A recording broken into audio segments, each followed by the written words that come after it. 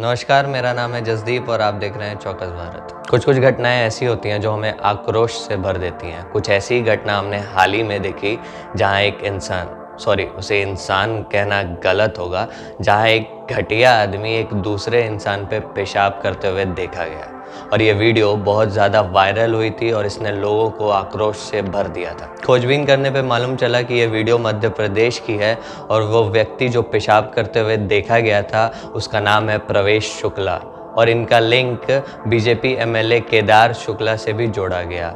ये वीडियो कब की है इसका तो मालूम नहीं चल पाया है, लेकिन ये वीडियो 3 जुलाई को वायरल हुई थी। प्रवेश शुक्ला पे केस रजिस्टर होने के साथ साथ उनके घर पे बुलडोज़र भी चला, जो कि उनकी घिनौनी हरकत को देखा जाए तो फिर भी बहुत छोटा एक्शन है।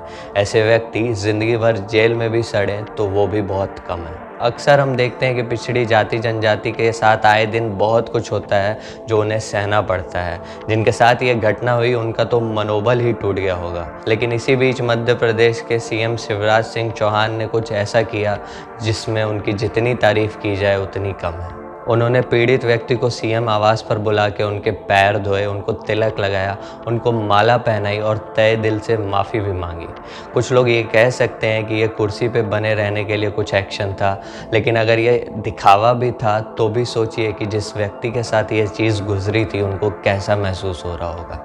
पूरे देश ने उन पे आपत्तिजनक कार्य होते हुए देखा था और आज पूरा देश उनके सम्मान को होते हुए देख रहा है, तो इससे बड़ी बात उनके लिए क्या हो सकती है। खैर, प्रवेश शुक्ला को सज़ा मिलना तय है और दशमत रावत को वो इज्जत भी मिली जिनके वो हकदार थे। जिस हिसाब से एमपी की सरकार ने दोषी पे एक्शन लिया और प्रताड़ित को सम्मानित किया, अगर देश के हर राज्य और पूरा देश ऐसा करे तो देश की उन्नति होना पक्की है। देखते रहिए चौकस भारत। धन्यवाद। जय हिंद।